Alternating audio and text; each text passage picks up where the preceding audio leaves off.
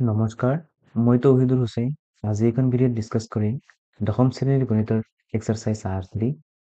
Exercise R3ৰ question number 1ৰ পৰা কুৱেশ্যন নম্বৰ 4 লৈকে অলৰেডি এটা ভিডিঅ'ত ডিছকাশ্যন কৰা হৈছে।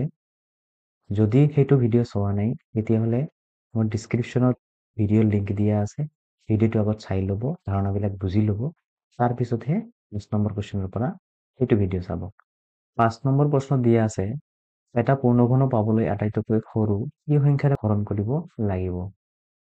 তাৰমানে 10368 এই সংখ্যাটো এটা পূৰ্ণঘন সংখ্যা নহয়। ইয়াক কিবা এটা সংখ্যাৰে হৰণ কৰিলে এই সংখ্যাটো এটা পূৰ্ণঘন সংখ্যা হ'ব। তো কি সংখ্যাৰে হৰণ কৰিলে এইটো পূৰ্ণঘন হ'ব সেই সংখ্যাটো ওলাব লাগে। তো ইয়াক উত্তৰ কৰিবলৈ মই কি কৰিম, এই যিটো সংখ্যা দিয়া আছে ইয়াক মৌলিক উৎপাদক বিশ্লেষণ কৰিম। আমাক দিয়া আছে 10368। ইয়াক যদি মৌলিক উৎপাদক বিশ্লেষণ কৰোঁ 2ৰে হৰণ হ'ব। 2 5 গুণ 10, 2 1 গুণ 2, 1 বেছি হ'ব, 6ৰ আগত গ'লে 16 হ'ব, 2 8 গুণ 16 আৰু 2 4 গুণ 7।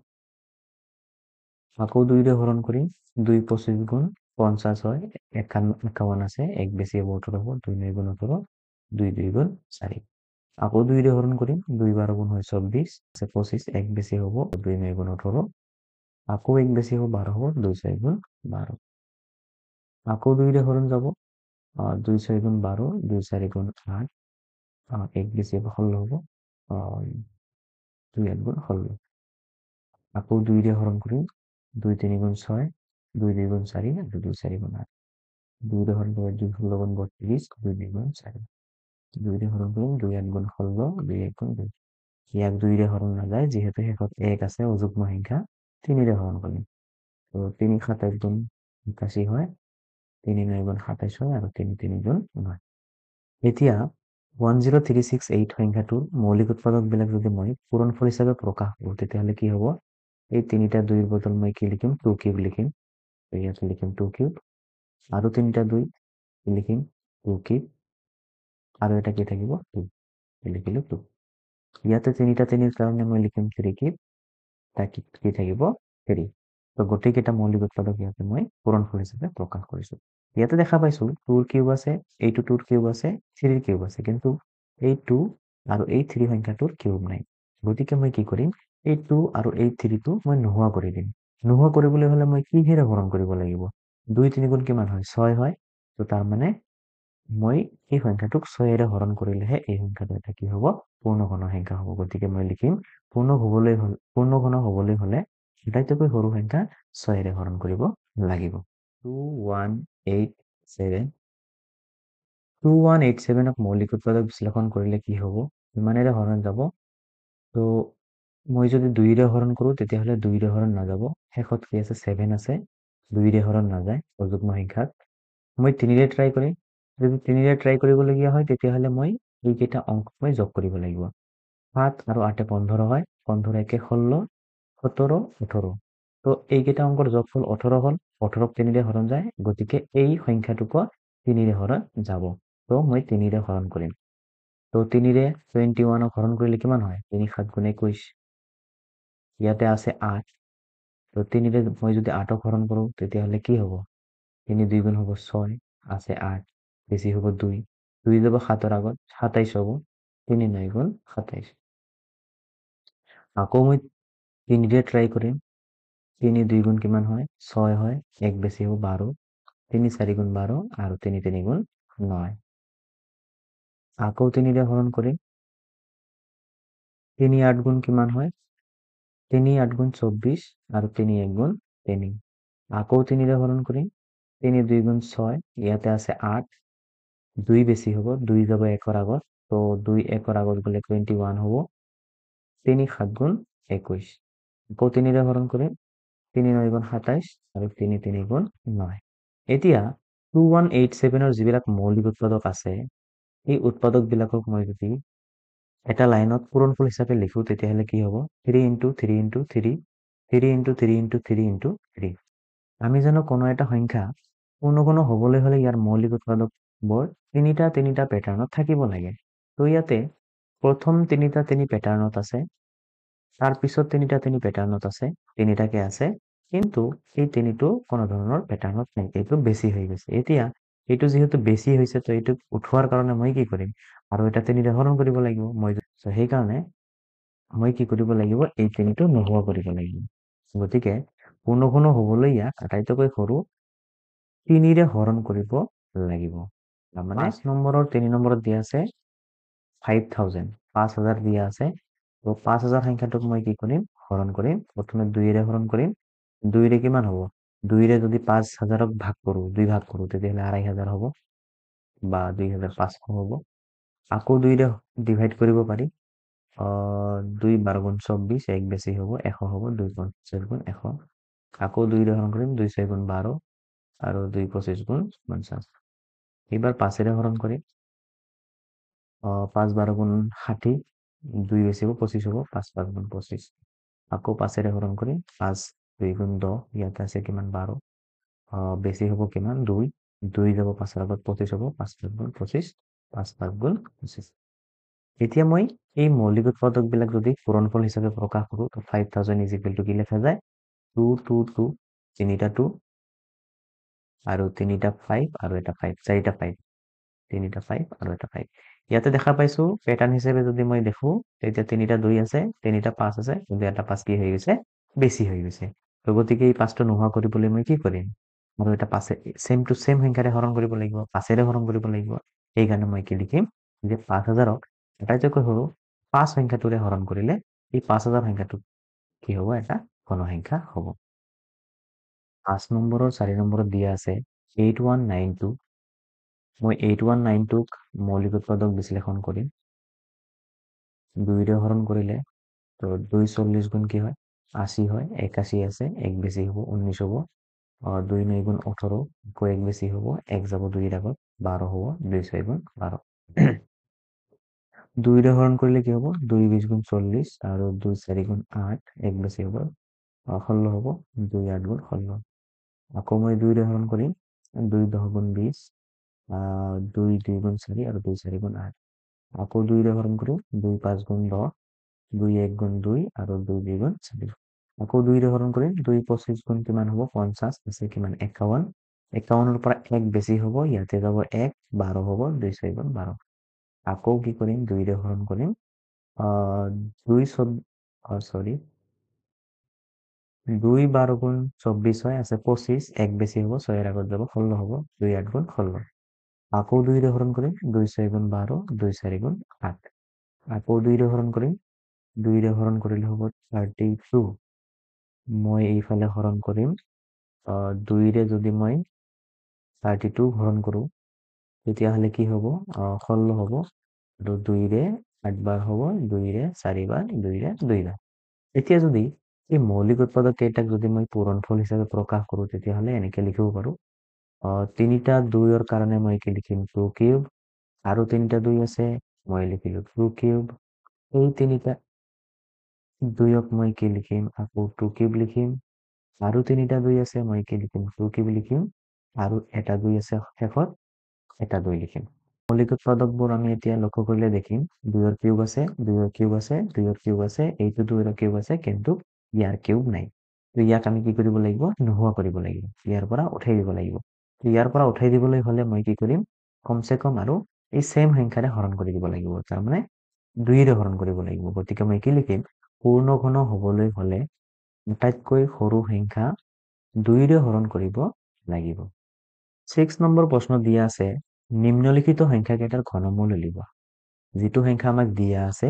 সেই সংখ্যাটোৰ আমি ঘনমূল উলিয়াব লাগে আমি একে পদ্ধতি এপ্লাই কৰিম মৌলিক উৎপাদক বিশ্লেষণ মৌলিক উৎপাদক বিশ্লেষণ কৰিলে কি হ'ব 1 3 3 1 এই সংখ্যাটোক আমি 11ৰে হৰণ কৰিব পাৰিম 11ৰে 13ক যাব একবাৰ 11 এক গুণ হ'ব 11 11তকে 13 কিমান বেছি 2 বেছি 2 যাব 3ৰ আগত কিমান হ'ব 23 হ'ব মই যদি 11ৰে 23 হৰণ কৰোঁ 11 2 গুণ কিমান হয় 22 হয় আছে কিমান 23 কিমান বেছি হ'ব 1 বেছি হ'ব 1 যাব 1ৰ আগত হ'ব 11 এতিয়া 11ৰে 11 কিমান বাজে একবাৰ যায় আকৌ মই 11ৰে হৰণ কৰিম 11 11 গুণ কিমান হ'ব 121 তো মই কি লিখিব পাৰোঁ 1331ৰ ঘনমূল cubic root 11 into 11 into 11 cubic root 11 ওপৰত কি হ'ব কিউব হ'ব আৰু কিউবেৰে কিউবিক ৰুটক কেনচেল কৰি দিব পাৰে আনসাৰ থাকিব কিমান 11 6 নম্বৰৰ 2 নম্বৰত দি আছে 1728 মৌলিক উৎপাদক বিশ্লেষণ কৰিলে হ'ব 2 হৰণ হ'ব 2 8 গুণ 16 আছে 17 1 বেছি 12 2 6 গুণ 12 2 4 গুণ 8 আকৌ 2 হৰণ কৰিম 2 4 গুণ 8 2 3 গুণ 6 আৰু 2 2 গুণ 4 আকৌ 2 হৰণ কৰিম 2 2 গুণ 4 2 1 গুণ 2 1 বেছি হ'ব 12 হ'ব 2 6 গুণ 12 আকৌ 2 হৰণ কৰিম 2 10 গুণ 20 1 বেছি হ'ব 16 2 8 গুণ 16 2 হৰণ কৰিলে হ'ব 2 5 গুণ 10 আৰু 2 4 গুণ 8 2 হৰণ কৰিলে কিমান হ'ব 2 2 গুণ 4 1 বেছি হ'ব 14 2 7 গুণ 14 3 হৰণ কৰিলে 9 বাৰ 3 হৰণ কৰিলে 3 বাৰ 1728 ৰ ঘনমূল হ'ব কিউবিক ৰুট 1728 এতিয়া মই লিখিম কিউবিক ৰুট 1728 ক ইয়াৰ মৌলিক উৎপাদকৰ পূৰণফল হিচাপে লিখিম তো তিনিটা 2 আছে মই লিখিম 2 কিউব ইনটু আৰু তিনিটা 2 আছে তো মই লিখিম 2 কিউব আকৌ ইনটু তিনিটা 3 আছে মই লিখিম 3 কিউব এতিয়া মই কিউবিক ৰুট দি পেলাই 2 2 3 মাল্টিপ্লাই কৰি মই এটা কিউব লিখিম মানে কিউবটো মই কমন ল'ম তিনিটাৰ ওপৰতে কিউব আছে মই কিউব এটা লিখিব পাৰো আৰু মাজত 2 2 আৰু 3 পূৰণ কৰিব পাৰো 2 2 3 পূৰণ কৰিব পাৰো এতিয়া মই এই কিউবৰ লগত এই কিউবিক ৰুটটো কেনসেল কৰিব পাৰো থাকিব কি 2 ইনটু 2 ইনটু 3 2 ইনটু 2 ইনটু 3 কিমান হ'ব 2 2 গুণ 4 আৰু 4 3 গুণ 12 গতিকে 1728 ৰ ঘনমূল কি হ'ব 12 6 নম্বৰৰ 3 নম্বৰ প্ৰশ্ন দিয়া আছে 2197 ক মৌলিক উৎপাদক বিশ্লেষণ কৰিলে ইয়াক হৰণ যায় 13ৰে 13ৰে যাব 169 বাৰ আকৌ 169 যদি মই 13ৰে হৰণ কৰো 13ৰে যাব 13 বাৰ তো গতিকে মই লিখিব পাৰো cubic root 2197 is equal cubic root 13 into 13 into 13 গতিকে মই লিখিব পাৰো 13 কিউব কিউবৰ লগত কিউবিক ৰুট কেনসেল থাকিব কিমান 13 তাৰমানে 2197 ৰ ঘনমূল কিমান হ'ব 13 6 নম্বৰৰ 4 নম্বৰৰ প্ৰশ্ন দিয়া আছে 2744 ক মৌলিক উৎপাদক বিশ্লেষণ কৰিলে কি হ'ব 2 ৰে হৰণ কৰিম 2 এৰে 2 যাব একবাৰ 2 ৰে 7 কিমান বাৰ যাব 3 বাৰ 2 3 গুণ 6 কিমান বেছি 1 বেছি হ'ব 4 আগত 1 গলে কিমান হ'ব 14 হ'ব 2 7 গুণ 14 আৰু 2 2 গুণ 4 আকৌ 2 ৰে হৰণ কৰিম 2 6 গুণ 12 হ'ব 1 বেছি হ'ব 17 হ'ব 2 8 গুণ 16 আছে 17 1 বেছি হ'ব 12 হ'ব 2 6 গুণ 12 আকৌ মই 2 ৰে হৰণ কৰিম 2 3 গুণ 6 2 4 গুণ 8 2 3 গুণ 6 ইয়াক 7ৰে হৰণ যায় 7ৰে মই 34 ক হৰণ কৰিলে কি হ'ব 7 4 গুণ 28 28ৰ পৰা 34 কিমান বেছি 6 বেছি 6 হ'ব 3 আগত 63 হ'ব গতিকে 7ৰে 63 হৰণ কৰিলে কিমান হ'ব 7 9 গুণ 63 আকৌ 7ৰে যদি 49 হৰণ কৰো কি হ'ব 7 7 গুণ 49 এতিয়া মই লিখিব পাৰো 2744 ৰ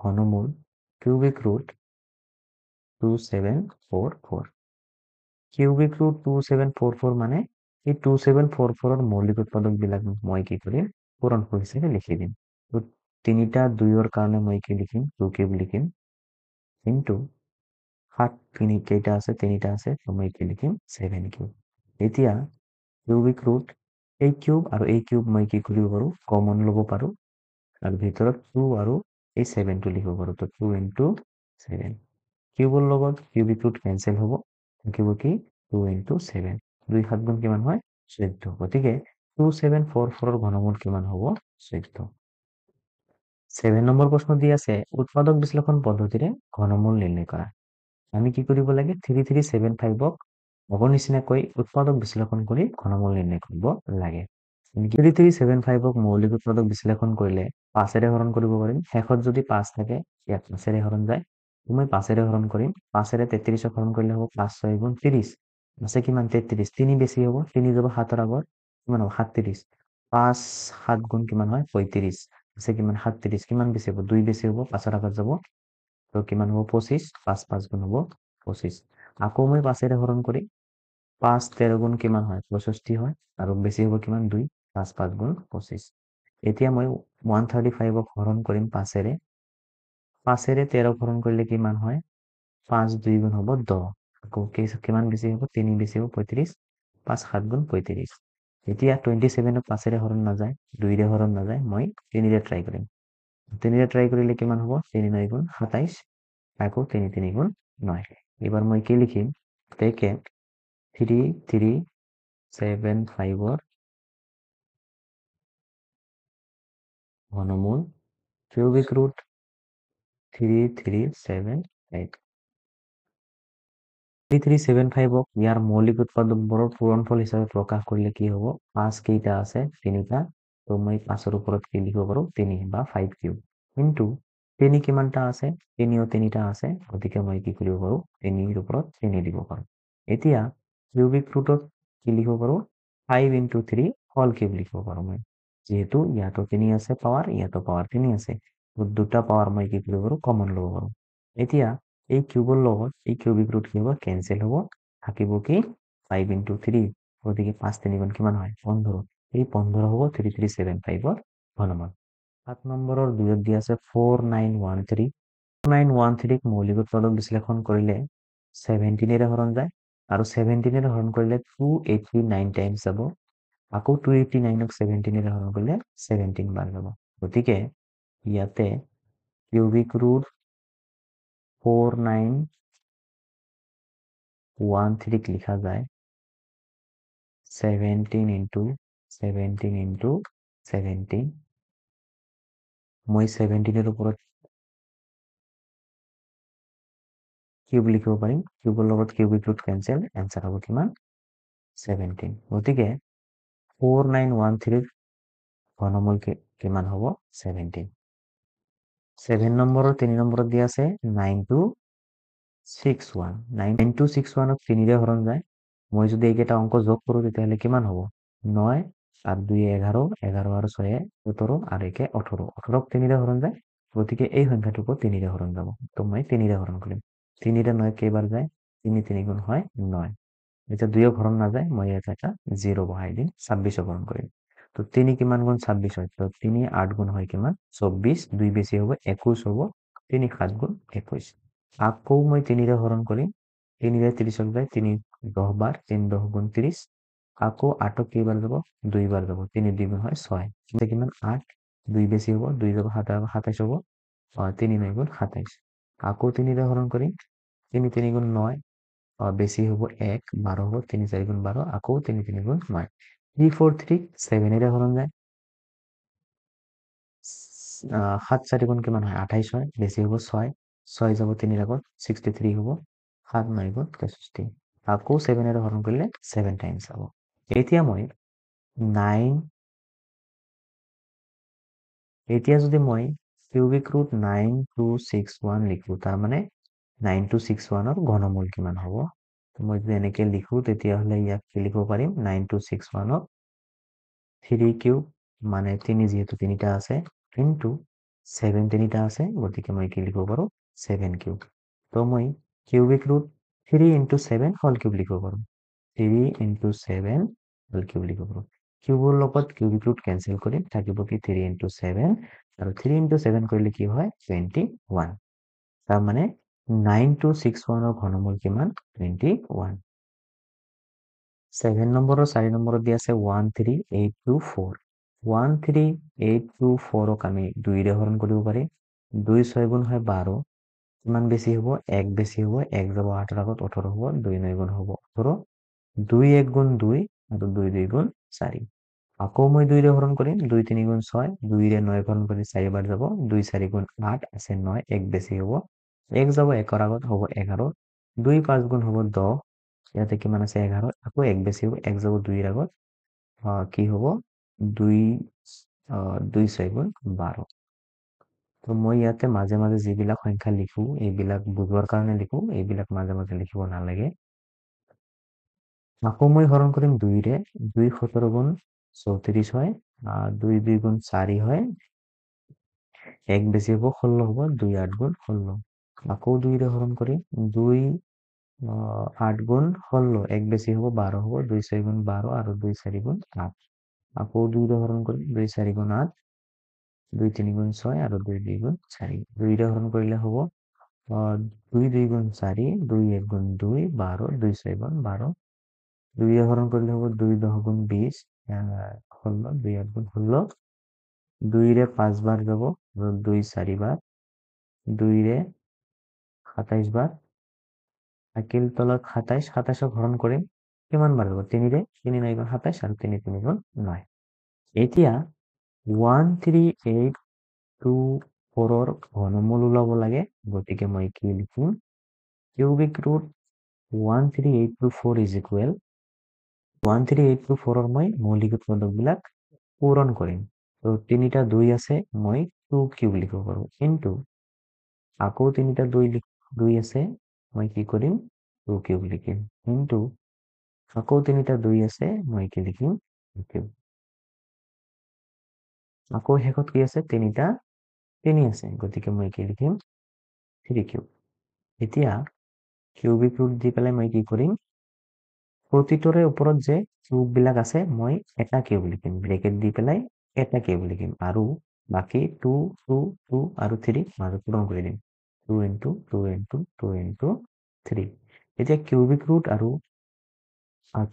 কিউবিক ৰুট কি হ'ব কেনচেল হ'ব থাকিব কি 2 2 2 3 তো 2 2 2 আৰু 3 এতিয়া যদি এইকেইটা পূৰণ কৰোঁ কি হ'ব 2 2 গুণ 4 4 2 গুণ 8 8 3 গুণ 24 তাৰ মানে 13824ৰ ঘনমূল কিমান 24 8 নম্বৰ প্ৰশ্ন দি আছে উৎপাদক বিশ্লেষণ নকৰাকৈ ঘনমূল অনুমান কৰি লিখা আগৰ প্ৰশ্নবিলাকত আমি কি কৰিলো মৌলিক উৎপাদক বিশ্লেষণ পদ্ধতিৰে সংখ্যাবোৰৰ ঘনমূল ওলাইছো কিন্তু ইয়াতে যিবোৰ সংখ্যা আমাক দিয়া আছে সেইবোৰ সংখ্যাৰ ঘনমূল ওলাবলৈ হলে আমি মৌলিক উৎপাদক বিশ্লেষণ কৰিব নোৱাৰিম ইহঁতক আমি অনুমান কৰি উলিয়াব লাগিব এইবিলাক সংখ্যা দেখি আমি ট্ৰিক্স ইউজ কৰি আমি ধাৰণা কৰি সংখ্যাৰ ঘনমূল উলিয়াব লাগিব এতিয়া কেনেকৈ কৰিব লাগিব তো ইয়াৰ কাৰণে আমি কমসে কম 0ৰ পৰা 9 লৈকে কিউবিক নাম্বাৰবিলাক মনত ৰাখিব লাগিব আৰু এটা ইম্পৰ্টেন্ট বস্তু 0 কিউব কৰিলে এককৰ স্থানত কি হয় 0 হয়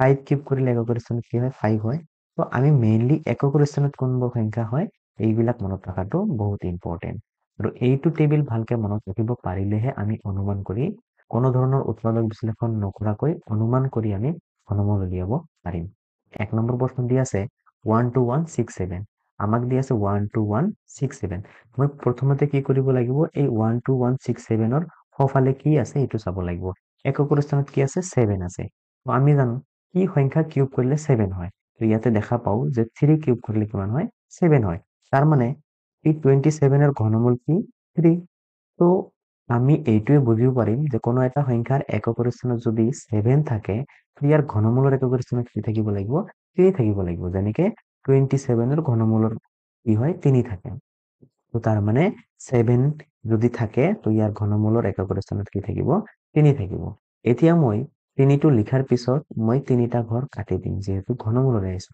যে 3টা ঘৰ যদি মই কাটি দিওঁ ইয়াতে কি থাকিব 12 থাকিব এতিয়া চাম ওই 12 সংখ্যাটো কোন দুটা ঘন সংখ্যাৰ মাজত থাকে মই যদি ভালকে লক্ষ্য কৰো 8 আৰু 27ৰ মাজত কি থাকে 12 থাকে এতিয়া ইয়াতে 12তকৈ সৰু সংখ্যা কোনটো 27 না 8 8 হয় সৰু সংখ্যা এতিয়া এই সৰু সংখ্যাটোৰ ঘনমূল কিমান 2 তো মই কি লিখিম 3ৰ আগত 2 লিখি দিম 23 হ'ব কি এই সংখ্যাটোৰ ঘনমূল তো মই কি লিখিম ইয়াতে 23 নম্বৰত দিয়া আছে 8000 তো মই কি কৰিম 0 যেহেতু এককৰ স্থানত আছে তো আমি জানো কি 0ৰ কি 0 কিউব কৰিলে 0 হয় গতিকে ইয়াৰ ঘনমূলৰ এককৰ স্থানত কি হ'ব 0 হ'ব 3টা ঘৰ কাটি দিম থাকিব কি 8 3 কিউব কৰিলে 8 হয় 2 কিউব কৰিলে কি হয় 8 হয় তো মই আগত কি বহাই দিম 2 বহাই দিম তো তাৰ মানে ইয়াৰ আনসাৰ হ'ব কি 20 তাৰ মানে 20ক যদি মই কিউব কৰো নাইবা 3বাৰ পূৰণ কৰো কি হ'ব 8000 হ'ব 3 নম্বৰ প্ৰশ্ন দিয়া আছে 4096 তো কি কিউব কৰিলে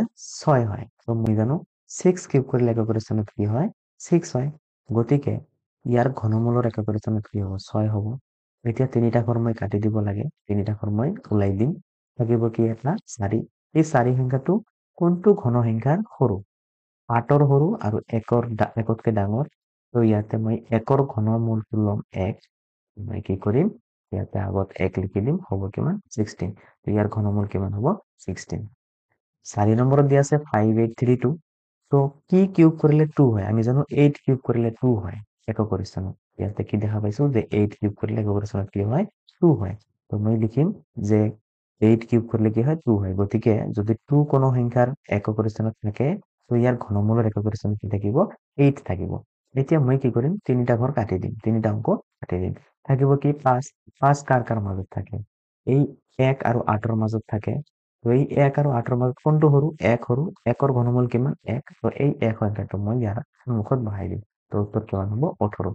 তো আমি ঘনমূল কিমান পালো 18। 9 নম্বৰ প্ৰশ্ন দিয়া আছে, এটা ঘনকৰ দিক যদি 1.2 সেন্টিমিটাৰ হয়, তেন্তে ঘনকটোৰ আয়তন কিমান? আৰু ঘনকৰ আয়তন ওলোৱা ফৰ্মুলা আমি অলৰেডি ক্লাছ 9ত পাই আহিছো। ঘনক কি হয়, এনেকুৱা এটা শ্বেপ হয় যাৰ চাৰিওফালে সমান থাকে, এনেকুৱা ধৰণৰ এটা শ্বেপ।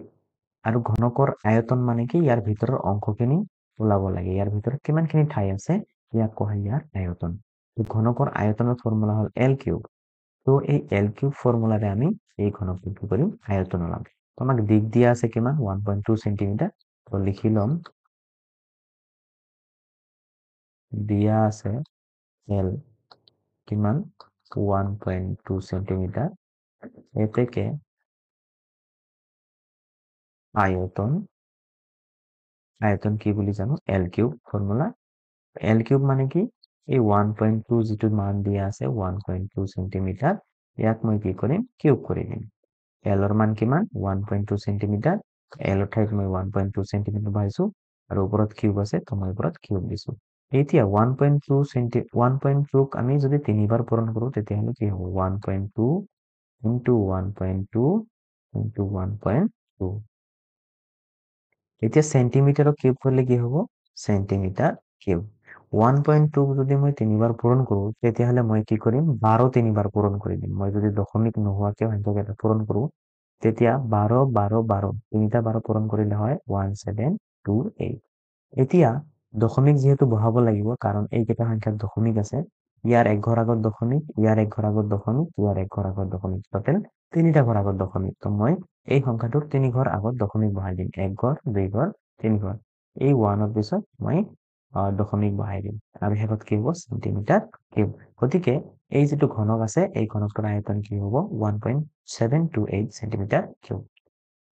3 নম্বৰ প্ৰশ্ন দিয়া আছে, এটা ঘনকাকৃতিৰ বাকচৰ আয়তন যদি 6859 ঘন সেন্টিমিটাৰ হয়, তেন্তে বাকচটোৰ কিমান ওখ হ'ব? তাৰমানে আমাক এনেকুৱা এটা বাকচ দিয়া আছে, ঘনকাকৃতিৰ বাকচ। এই বাকচটোৰ আয়তন মানে ভিতৰৰ আয়তন দিয়া আছে, ভিতৰত কিমানখিনি অংশ আছে, কিমানখিনি ভিতৰত ঠাই আছে, সেইখিনি দিয়া আছে কিমান 6859 ঘন সেন্টিমিটাৰ। এতিয়া কৈছে বাকচটোৰ কিমান ওখ হ'ব, মানে বাকচটোৰ এল মানে কি কৈছে। আমি জানো কি আয়তন যিহেতু দিয়া আছে, তো আয়তনক আমি এল কিউব বুলি জানো। তাৰমানে এই এল কিউবৰ মানটো দিয়া আছে। তো এল কিউবৰ মান যিহেতু এইটো দিয়া আছে, তো এইটো ব্যৱহাৰ কৰি আমি কি ইয়াৰ পৰা এল কৰিব লাগিব। তো মই কি লিখিম উত্তৰত, দিয়া আছে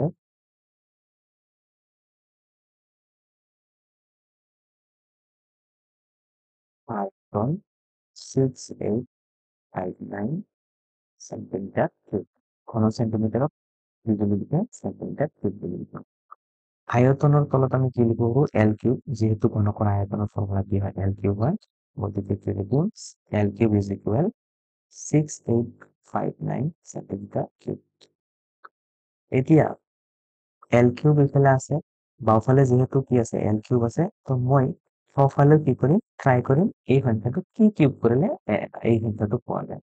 তো কিউব কৰা মানে কি ঘন কৰা, তাৰমানে ইয়াৰ আমি ঘনমূল ওলাব লাগিব।